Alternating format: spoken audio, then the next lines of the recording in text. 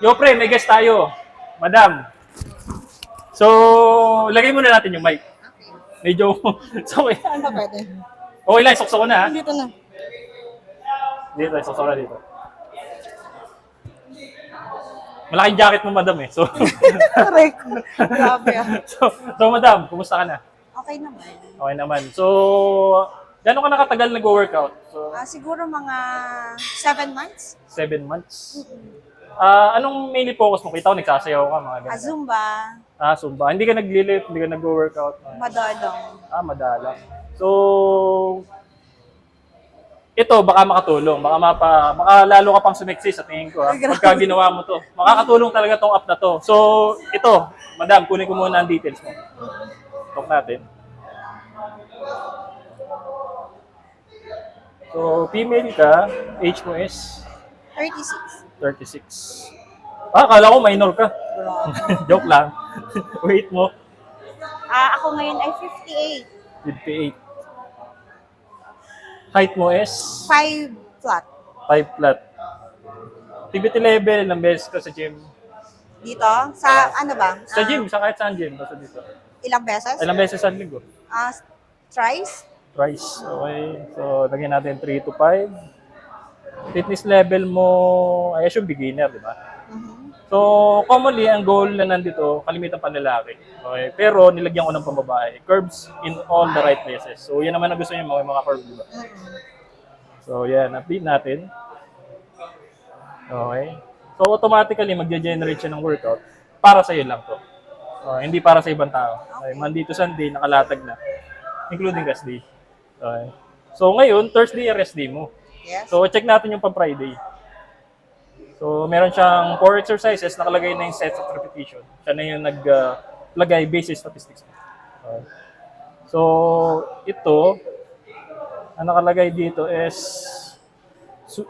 check natin tong sumo squats, body weight. So, pagka hindi ka marunong mag-sumo squats, marunong ka ba mag-sumo squats? Hindi. So, panoorin mo to. So, yan.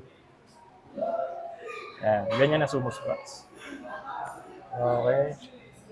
So, i-try natin para maganda, para masaya. 15 repetition sumo squats. Dito. Okay. So, Ano? 15 repetition sumo squats. Yung napanood mo sa video. As in, 15 ah. 15. Gagawin ko talaga? Oh, yeah. Paano ba? Diretso lang. Sige, sige. Okay. Go. 1, 2, 3, 4, 5, 6, 7, 8, 9, 10, 11, 12, 13, 14, 15. So, good. Nice. So, ito, nakalagay dito, may rest time ka na 1 minute. So, paano mag-rest time? May timer siya. So, tutunog siya habang nakatambay ka. Okay.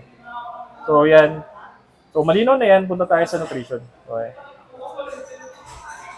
So, ang calorie intake mo per day na dapat mo kainin balance meal plan is around 1,800 calorie per day. Familiar ka ba sa calorie?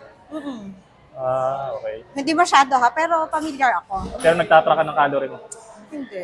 Hindi. Okay. So, ito, maganda to. Mga makatulong. So, check natin yung meal plan mo. Ito yung pan-Thursday mo. Tingnan mo, Filipino food, longganisa with rice. Saan ka nakakita ang meal plan na gano'n? Di ba? Hindi gano'n ka-strict. Yeah. Nice. Okay, pwede yun. Pwede yun. It's all about calories. Siya ang magde-determine ng calories mo. So, yung ingredients siya nakalagay. Basta susundin mo yung ingredients kung gaano karami.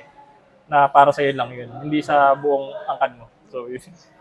So, halimbawa, ayaw mo na longganisa. Sawa ka na. Pagta natin ang meal. Okay. Mango and sticky rice. So, yan. Pwede mo paltan anytime. So, ito mo yung lunch mo laing. Ganun. Diba? Pilipinong-Pilipino. Hindi ka marunong magluto ng laing na ingredient. Marunong ako. Marunong ka. Magaling ako dyan, Bicolano ako.